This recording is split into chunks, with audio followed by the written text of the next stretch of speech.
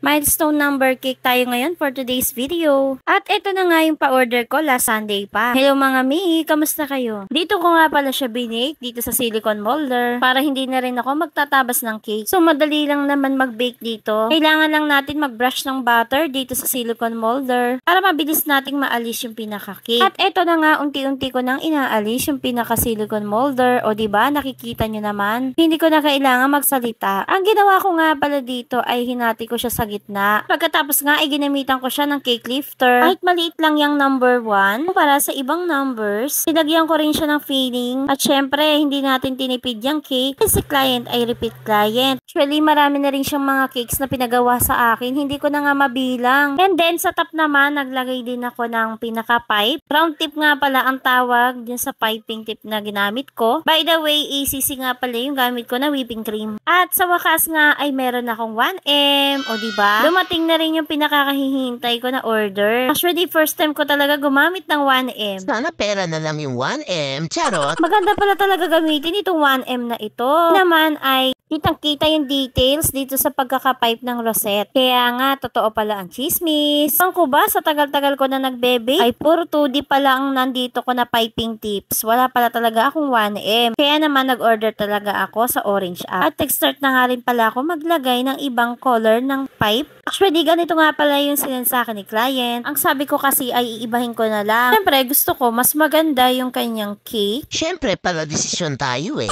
Pwede si client nga pala ay asawa ng pinsan ko. O diba, syempre, hindi ko talaga tinipid yan. Nag-start na nga ako maglagay ng mga gold judges. Isang name nga pala. Muntik na ako magkamali sa spelling. Kaya mabuti talaga yung palagi ka nag-check ng mga pa-orders. Nilagyan ko rin nga pala ito ng mga silver dust. O diba, yung mga shiny shimmering effect. Sa wakas nga ay natapos na ako dito sa number 1 cake. Happy 1 month baby. Ang ganda ng cake. Actually, first time ko gumawa ng ganitong number 1 cake. Wala kasi nagpapagawa. Sabi nga pala ni client ay lagi daw siya magpapagawa sa akin every month. O diba? Saya-saya. Sana nga'y kanyang tuparin. So hanggang dito na lang mga mi. Thank you so much for watching.